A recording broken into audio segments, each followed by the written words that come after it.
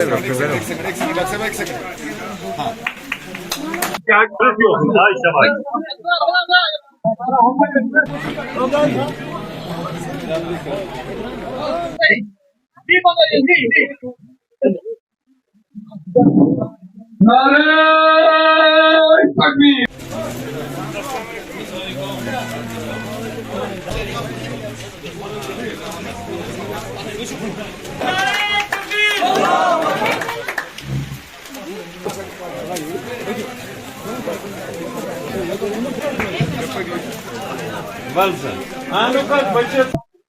आज हमारे बीडीसी साहब बशीर साहब ने यहाँ पे हमारे साथ ज्वाइन किया और बहुत सारे सरपंच हैं और पंच हैं और बहुत सारे दूसरी पार्टियों के वर्कर्स वगैरह हैं।